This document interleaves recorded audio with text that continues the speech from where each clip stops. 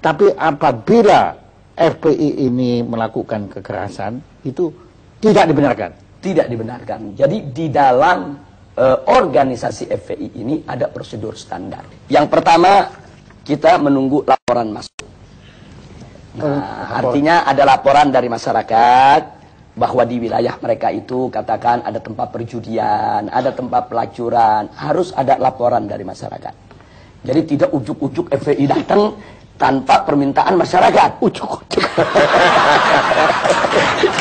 Ini masih ada logat Betawinya ya. Iya, jabat. Ujuk itu bahasa Inggrisnya apa itu, Pak? Jadi kita mesti ada laporan dulu dari masyarakat. Nah, kalau masyarakat melapor, berarti kan di sini ada ketidaknyamanan dari masyarakat terhadap kemaksiatan tadi. Nah, kalau laporan sudah masuk, kami lakukan langkah investigasi. Oh, pakai ide investigasi. Ya, artinya kami periksa dulu laporan masyarakat itu benar atau tidak.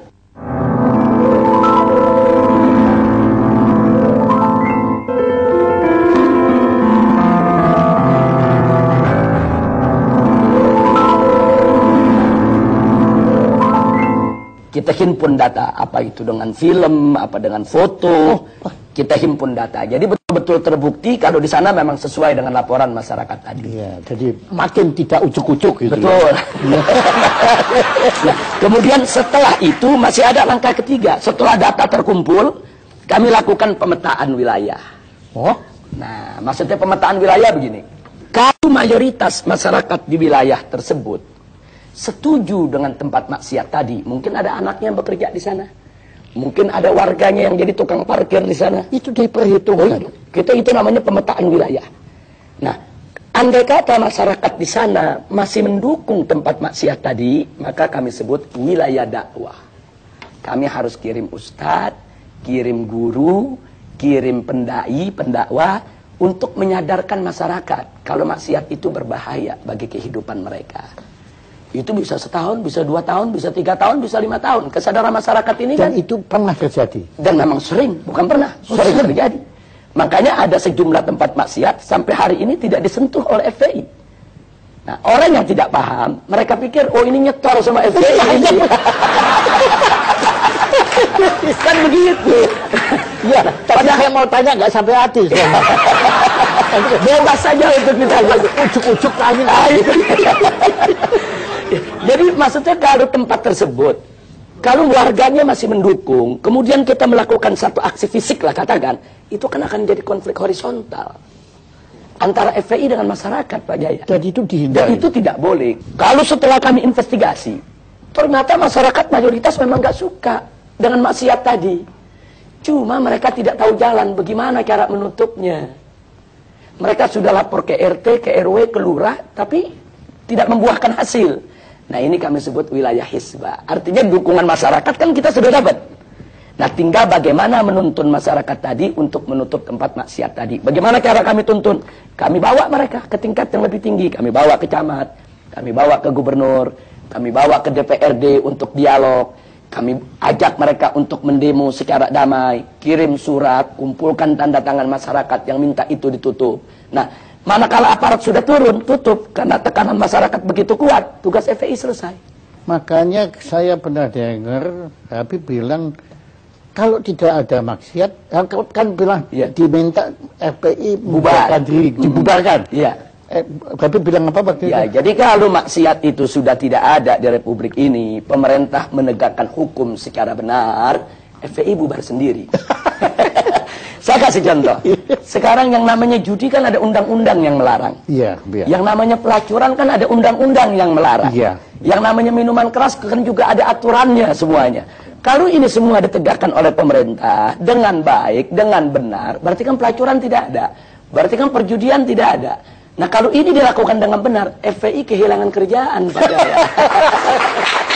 Itu kalau kami boleh tahu, itu kasusnya apa yang Habib sampai masuk penjara itu? Yang di penjara itu pertama waktu tahun 2003. Oh, yang pertama? Ya, 2003 itu sebetulnya simpel saja. Saya diundang dialog macam ini di sebuah stasiun televisi. Oh iya? Kita berdebat dengan salah seorang perwira televisi. Nah, kemudian di dalam debat tersebut pihak kepolisian itu mengatakan di Jakarta ini tidak ada tempat judi. Tapi saya mengatakan ada tempat judi, Anda jangan bohong. Saya bawa daftar alamat-alamatnya.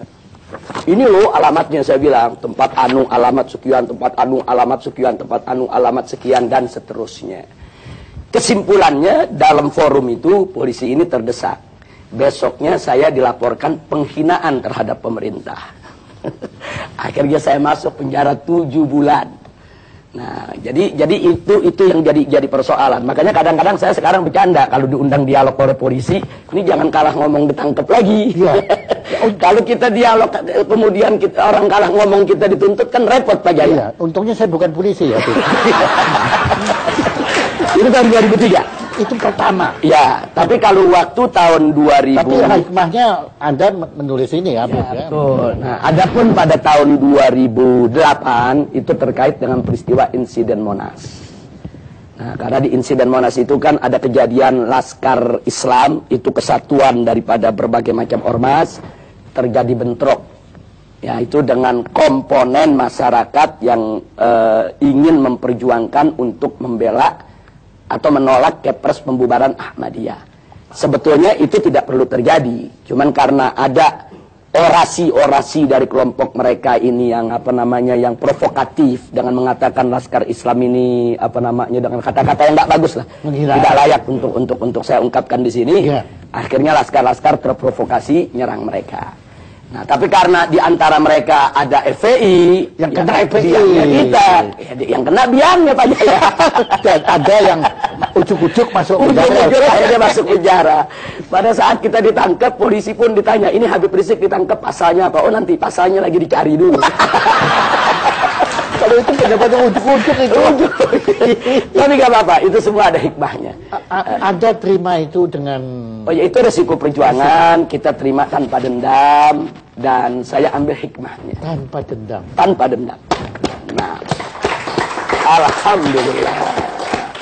Nah, terima kasih Habib. Ya, ini suatu pencerahan, satu pelajaran, pengalaman, masukan informasi bagi kita semua untuk lebih bisa memahami makna perjuangan FPI yang sebenarnya. Ya, dan moga-moga juga siaran talk show yang sederhana ini ya itu bisa didengar juga oleh pemirsa-pemirsa sebanyak mungkin supaya mereka pun atau kami ya, saya beratasnya mereka juga bisa memahami. Dan kita bukan lagi takut, bukan lagi curiga, bukan lagi benci pada FPI, tapi kita mungkin bisa bersama-sama FPI untuk memerangi maksiat di angkara murka di negara kita tercinta.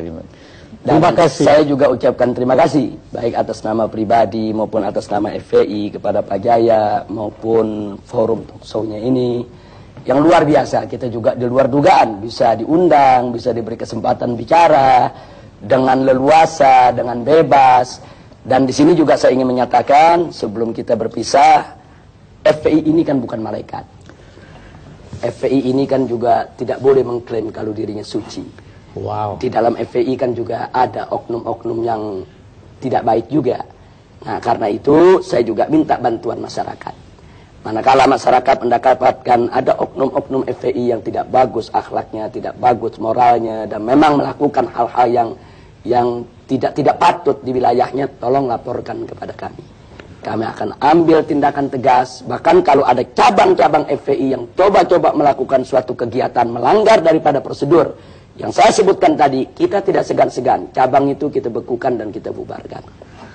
Nah, jadi kita tidak mengklaim kalau FPI ini tidak punya salah, tidak. Saya pun sebagai pimpinannya mungkin terkadang juga bahkan sering juga melakukan kesalahan. Apa itu kesalahan dalam mengambil keputusan, kesalahan di dalam berucap, kesalahan dalam bertindak. Nah, karena itu mari kita saling menasehati, saling memperingati, saling memperbaiki satu sama lainnya. Sekali lagi terima kasih buat Pak Jaya dan semuanya. Terima kasih banyak. Alhamdulillah.